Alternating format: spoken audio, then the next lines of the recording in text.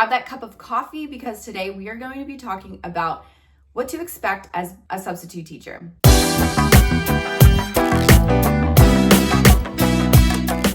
Thank you for coming to my YouTube channel. I'm Alexa if you're new here. So today we're going to be talking about what to expect being a substitute teacher.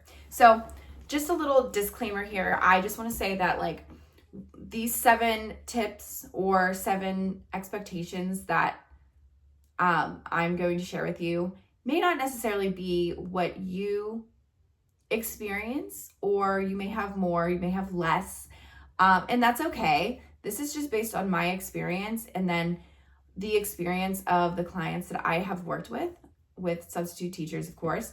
And I just want you to keep that in mind.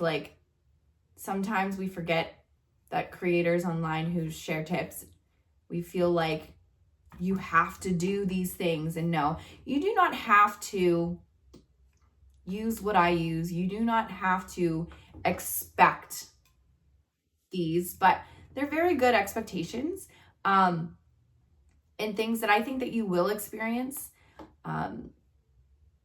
Just know that sometimes you might not experience everything, and that's okay. Okay, so getting into it, number 1 is a varied schedule. So you are going to walk in on days where you might have just picked up an assignment and it was a holiday, and so they have holiday parties, and so the schedule is all mixed up. It might not be the regular schedule. Or you might be in high school and there was a 2-hour delay, and so now you have shorter classes. You've been to the school before and you're like, why are the classes shorter and stuff? You might be confused. Who knows? There could be assemblies, whatever goes on. Just know that the schedule is always going to change. Not every day, but the time, I'm really talking about the time of the school the classes could change just based on what is going on in the schools.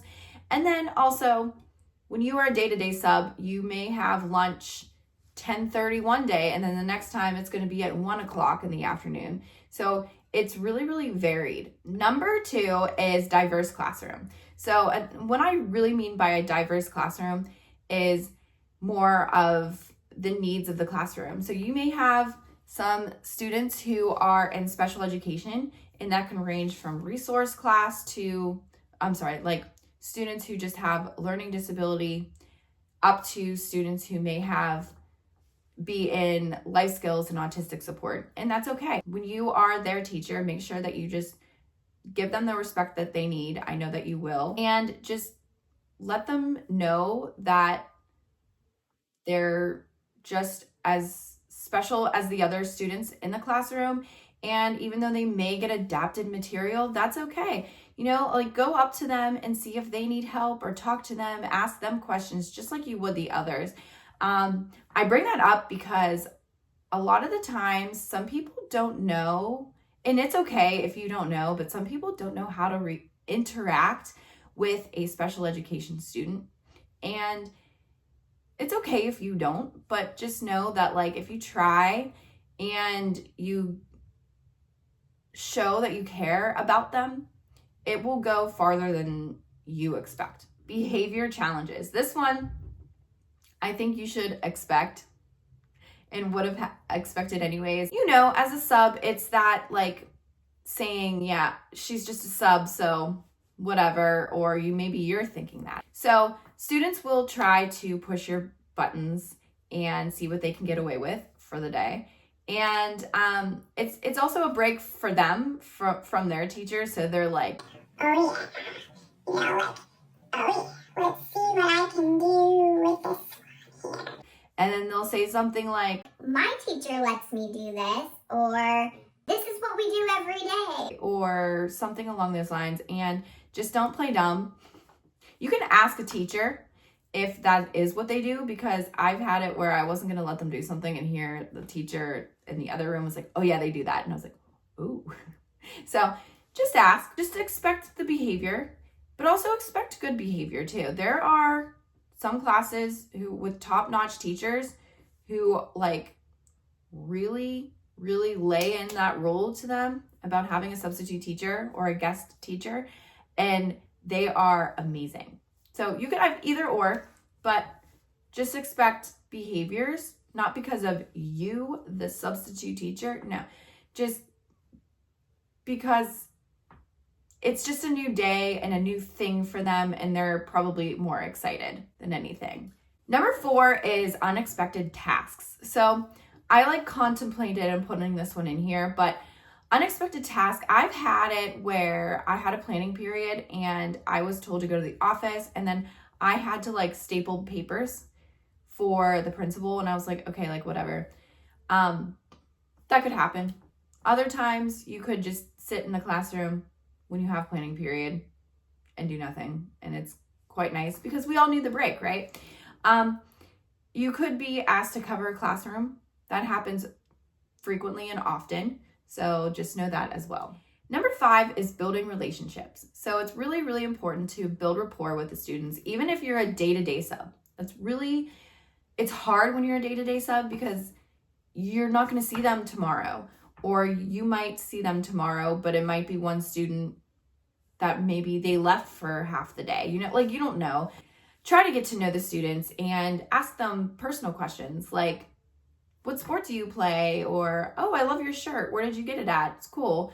Or, oh, I love your hair, something along those lines. That doesn't have to be hard. But other than building relationships with the students, which I hope you do, build the relationships with the teachers, the other teachers around you, and the substitute teachers and the other staff.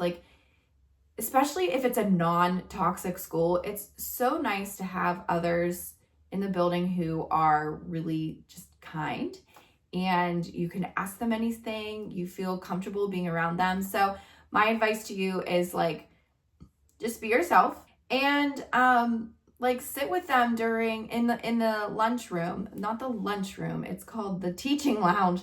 If you are someone who likes to go in there, you can get to know people that way. Or you see others eating lunch in a different room, ask if you can sit there with them if you met one person, or if you're standing outside the door when the students are coming in, say to the teacher, hey, I'm Mrs. Watts or Alexa, it's so nice to meet you. I'm in for so-and-so today.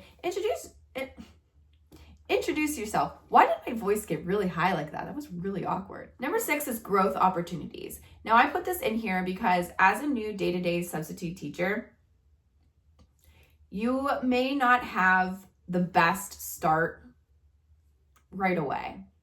And that's okay. We all start from somewhere. I have had really bad days to the point that I came home and I made a margarita. I'm not going to lie about that. And I don't do that often. I would work out if I had a really stressful day, but there was just a couple days that I had, and I'm not really fond of elementary school, not because of the kids, but just because of the schedules and stuff. And I decided I'll just do elementary. And I was like, oh my gosh.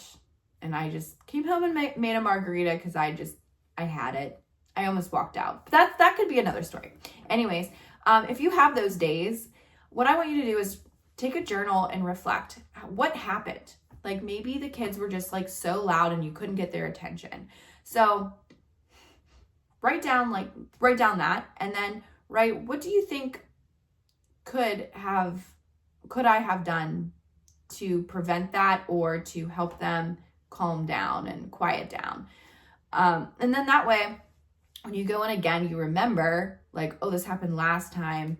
Here's a strategy that I can use. I will also link down below class management playlist. That way you can have access to class management ideas for when the students do get loud, all that stuff. But if you are also a long-term substitute teacher, you have the opportunity to be in the professional development. And I think that's really cool. It's a good idea for you to grow further in your education, and you get paid to do it. And number 7, I need my coffee. Okay. Gratitude from staff. Now, I will be brutally honest. Not everyone will have this one, and I feel sad, but I feel sad about that. But I will say that majority of the time you will have teachers and staff thanking you for coming in for the day. Even the secretaries, even the principals. Just know that they are so appreciative of you being there, because this job is like school, like doesn't stop, right? Like other jobs, if you're in an office job and you can't go in for the day because you're sick, like you could just move on for the next day and then be like, okay, I was gonna do this yesterday, but like I couldn't, so I'll just do it today. And then, but you might have more on.